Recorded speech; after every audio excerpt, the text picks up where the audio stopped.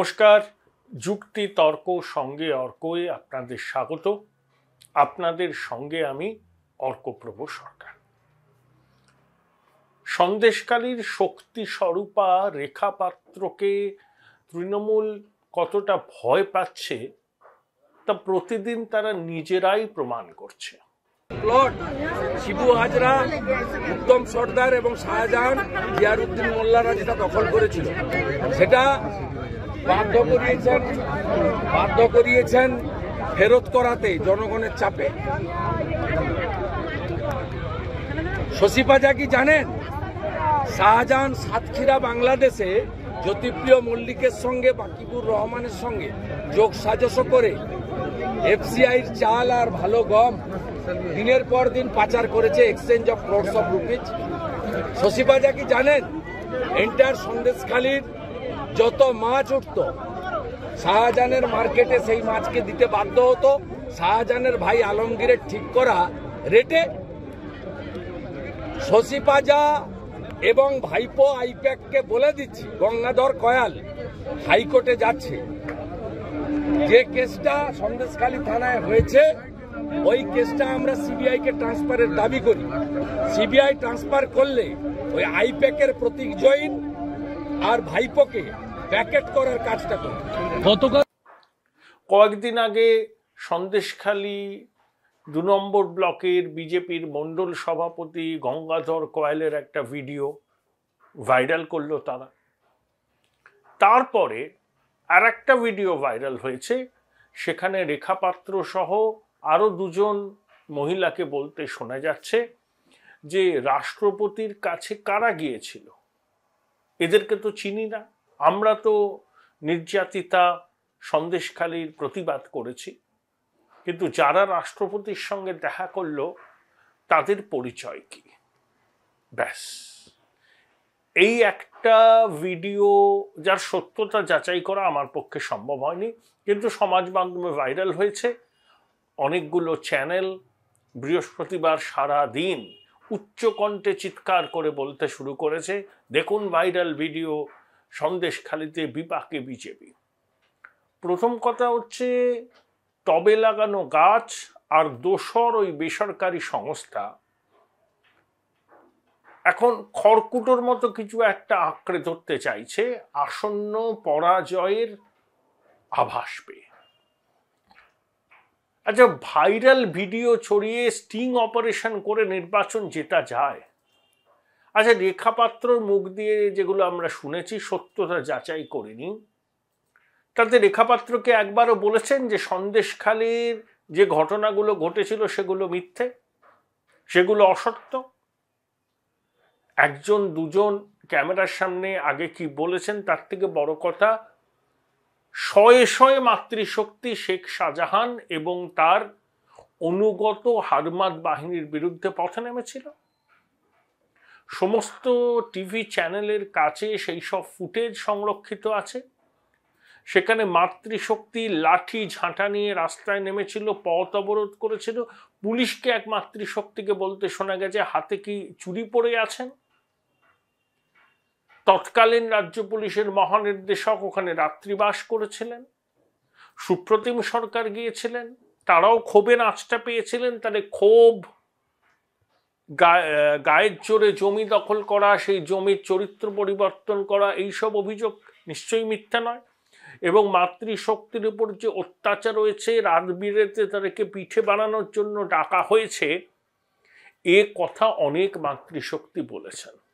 তাই কোথায় একটা স্টিং অপারেশন করলে একজনের মুখ দিয়ে একটা কথা বার করে সেটা নিয়ে তারস্বরে চিৎকার করছেন টবে লাগানো গাছ,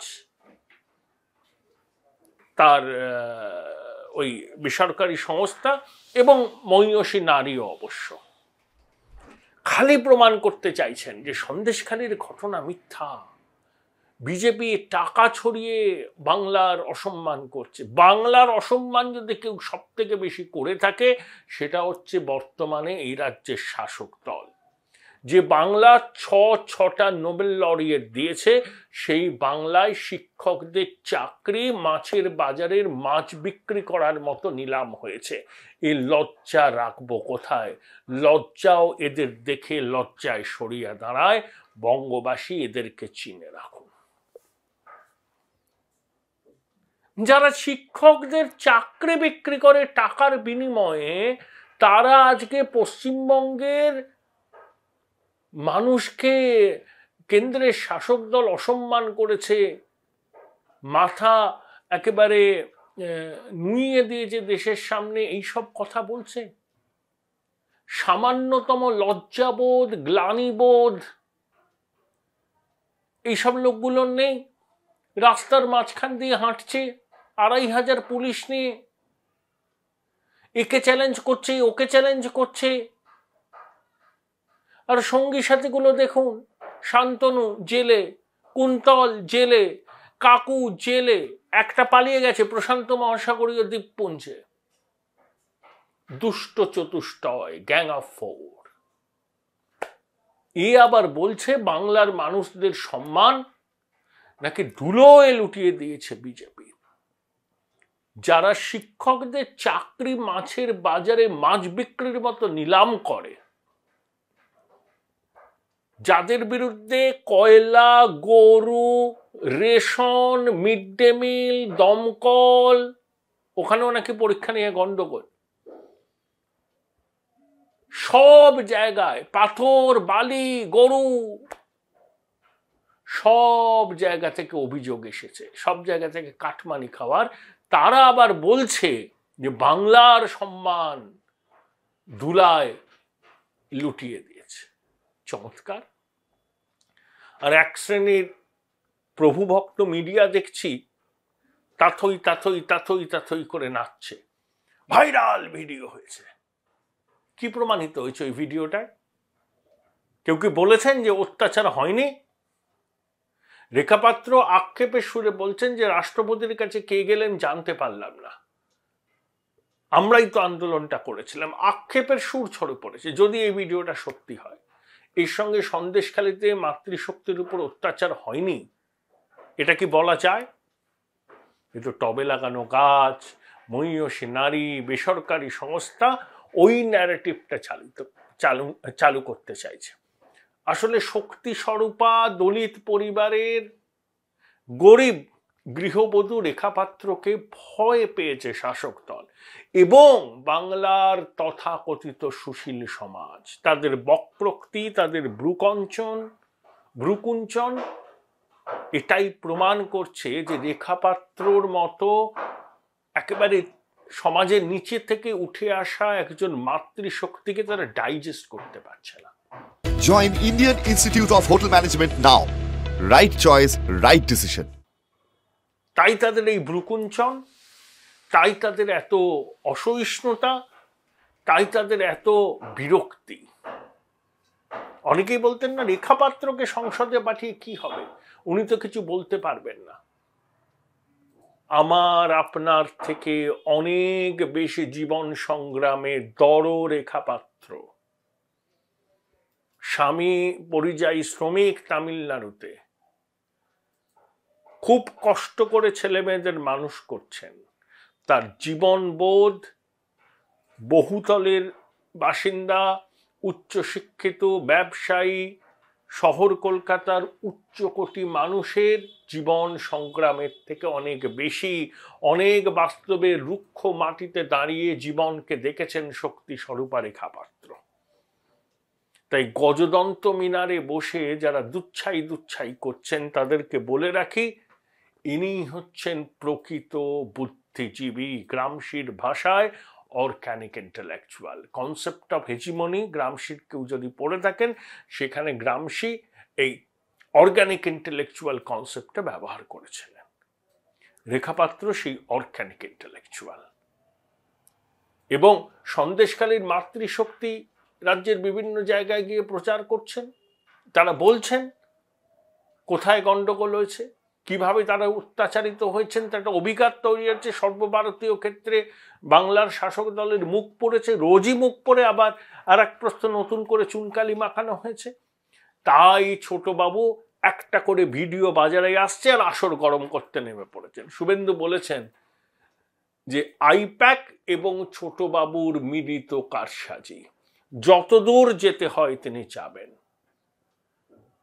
সম্ভবত ব্যারাকপুরেই বলেছেন যে ছোটবাবু এবং আইপ্যাককে তিনি প্যাকেট করবেন। এটা সবাই বুঝতে পারছে যে পরিকল্পিতভাবে এই ভিডিওগুলোকে ছাড়া হচ্ছে ঠিক ভোটের আগে, যাতে সন্দেশখালী নিয়ে যে বেকায়দায় পড়েছে শাসক দল সেখান থেকে যদি একটু বেরোনো যায়। কিন্তু এতই কাঁচা খেলা হচ্ছে, উল্টে মানুষ কিন্তু এটাই বলছেন, দেখেছ ঠাকুর ঘরে কে, আমি তো কলা খাইনি, চোরের মায়ের বড় গলা। যাননি কেন ছোটবাবু সন্দেশখালীতে? মহিষী নারী যাননি কেন সন্দেশখালীতে? যাওয়ার সাহস নেই, যাওয়ার সাহস নেই। কি বলবেন সেখানে মাতৃশক্তিকে গিয়ে? আগে তো বলুন শেখ শাহজাহান দোষী না নির্দোষ, এটা তো বলুন। বলতে তো পারছেন না। অমিত শাহ তো চ্যালেঞ্জ ছুড়ে দিয়েছেন যে মুখ্যমন্ত্রী বলুন শেখ শাহজাহান দোষী না নির্দোষ। বলতে পারবেন শেখ শাহজাহান নির্দোষ? সেই সাহস আছে?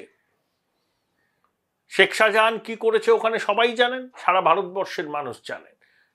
70,000 ভোটের মধ্যে 63,000 ভোট পেয়ে জেলা পরিষদে যেতে শেখ শাহজাহান। জমির চরিত্র বদল, চাষের জমিতে নোনা জল ঢুকিয়ে দিয়ে ভেরি করা, নামমাত্র নামে জমি দখল করা, নিজের নামে মার্কেট তৈরি করা, নিজস্ব বাহিনী পোষা, বিদেশি অস্ত্র বেআইনিভাবে মজুত করা, রোহিঙ্গাদের প্রশ্রয় দেওয়া, সব কাজের সঙ্গে শেখ শাহজাহান যুক্ত। সিপিএম তাকে নেতা মানিয়েছে, তৃণমূল তাকে জনপ্রতিনিধি করেছে। অমিত শাহ চ্যালেঞ্জ ছুড়েছেন, বলুন মুখ্যমন্ত্রী আপনি কি মনে করেন শেখ শাহজাহান দোষী না নির্দোষ? বলতে হবে আপনাকে। ভিডিও ছড়িয়ে পাল্টা ন্যারেটিভ যত তৈরি করার চেষ্টা করবেন তত হাস্যাস্পদ পরিণত হবেন মানুষের কাছে। দেয়ালে পিঠ থেকে গেলে মরিয়া হয়ে মানুষ খড়কুটো ধরে বাঁচতে চায়। আপনারা ওই স্টিং অপারেশনের মাধ্যমে তোলা ভিডিওগুলোকে খড়কুটোর মতো ধরে বাঁচতে চাইছেন, হবে না। ডাইসকাস্ট। আর আরেকজন মহামহিম মানুষ আছেন রাজভবনে, তিনি সিসিটিভি ফুটেজ প্রকাশ করেছেন। কেন করেছেন? কিসের জন্য করেছেন? কারণটা কি? কিছুই বোঝা গেল না। বিজেপি বলছে তারা এই বিষয় থেকে দূরে থাকবে, তৃণমূল অবশ্যই বলছে যে রাজভবনের বাসিন্দা বিরুদ্ধে যে অভিযোগ উঠছে তারপরে রাজভবনের বাসিন্দার আর বড় বড় কোনো কথা বলাই উচিত নয়। আমি আগেও বলেছি, আবার বলছি, পশ্চিমবঙ্গে চক্রবর্তী রাজাগোপালাচারী, পদ্মজা নাইডু, গোপালকৃষ্ণ গান্ধী, বীরেন শাহ, যশস্বী অধ্যাপক doctor Nurul Hasan, MK Narayanan, Jagdeep Dhankhar, BD Pandey, বাংলা দমন পান্ডে, ডায়াস, ধরমবীর, অনেক রাজ্যপাল এসছেন। সম্পর্ক কখনো শাসকের সঙ্গে তিক্ত হয়েছে, কখনো মধুর হয়েছে, কখনো অম্ল মধুর হয়েছে, কিন্তু কেউ একটিমাত্র অকেশন ছাড়া এতদিন কেউ রাজভবনের বাসিন্দার বিরুদ্ধে এই ধরনের কোনো অভিযোগ তুলতে পারেনি। আমি বারবার বলি, সাংবিধানিক পদে আসীন মানুষের ওই সিজারের পত্নীর মতো সব সন্দেহের ঊর্ধ্বে থাকা উচিত। CV আনন্দ বোস যতই ভিক্টোরিয়ান স্টাইলে ইংরেজি বলুন, যতই তিনি রাজভবনের ফুটেজ প্রকাশ করুন না কেন, তাকে সবসময় একটা জিনিস মনে রাখতে হবে, তিনি সাংবিধানিক পদে আসেন সিজারের পত্নীর মতো, তাকেও সব সন্দেহের ঊর্ধ্বে থাকতে হবে।